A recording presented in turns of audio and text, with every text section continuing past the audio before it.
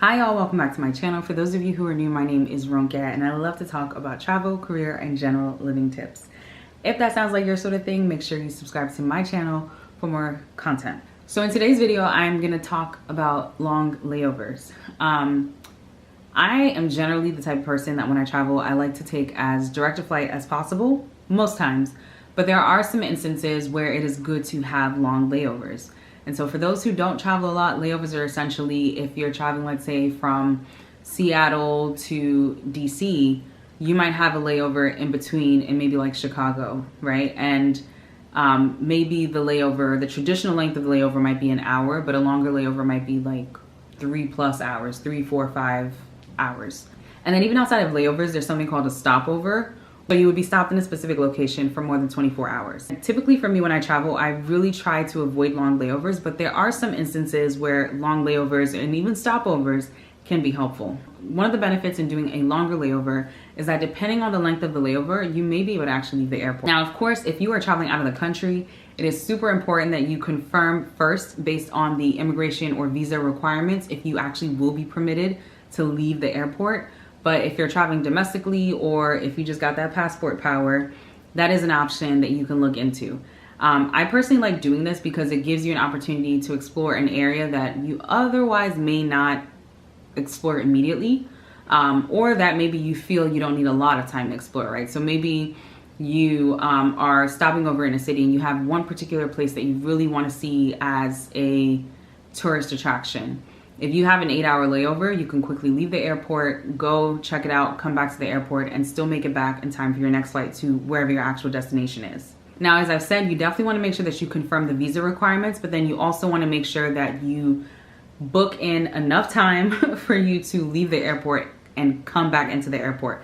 Keeping in mind that, of course, if you're coming back into the airport, you may have to go through security again. And once again, if you are in an international destination, there might be additional requirements if you are not necessarily a citizen of that country. So just keep that in mind. Alternatively, if you do not want to necessarily leave the airport, you can also go to a lounge. There are some lounges that have very unique personalities, I think. And so sometimes it's also a good way to kind of explore what's in your vicinity. Another reason why a layover may be good, similar to the first one, is that sometimes, as I mentioned, you can stretch it into a stopover. And so with certain airlines, they will allow you to actually stretch it into a stopover, into either a 1-day or multiple day stopover without paying additional money. And so this is really good if the place where you are having your layover is somewhere that you plan to visit as well, somewhere that you actually want to visit, want to spend time in. This gives you the opportunity to really kind of visit 2 places without having to pay so much extra transportation wise. Now, of course, when it comes to the accommodations, you still got to pay, but at least you're not necessarily paying for like specific flights into specific areas, if that makes sense. Layovers can also be extremely helpful if you're flying into an airport that is extremely huge, that you are unfamiliar with, or an airport that is prone to delays.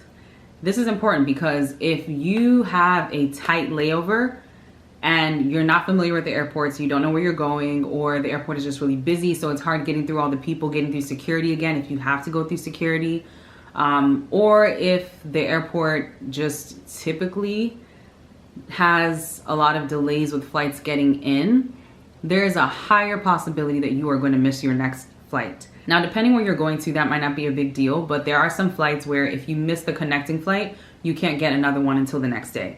So having a bit of a longer layover gives you more time, especially if you're traveling with like a large group, maybe with family. It gives you time to kind of have some flexibility so that even if your flight coming in is delayed, you can still hopefully make it to your next flight without too much of an issue. Flying with layovers can also often be cheaper. More often than not, if you're flying from, let's say, like a DC to a Paris or DC to Berlin and you're doing direct, it may actually be more expensive to fly direct.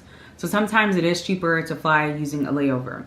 So you might also want to consider that if cost is really important to you for a trip. Finally, flying with a layover can be extremely beneficial for your physical body as well. If you're not flying in like first class or business class and you don't have the capacity to fully stretch out and lay out your body, and even if you are flying one of those, your body is probably getting a little bit more tense than it normally is. So being able to get off of the plane, stretch your legs, walk around the airport, do whatever it is that you need to do, use the restroom, you know, stretch. That is extremely important, I think, for the body. So there are some instances, of course, where maybe you really just want to get to where you're going and you just kind of want to get there quickly.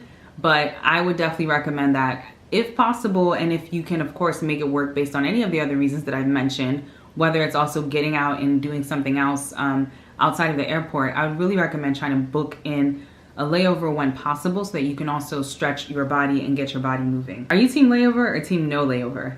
Let me know down in the comments.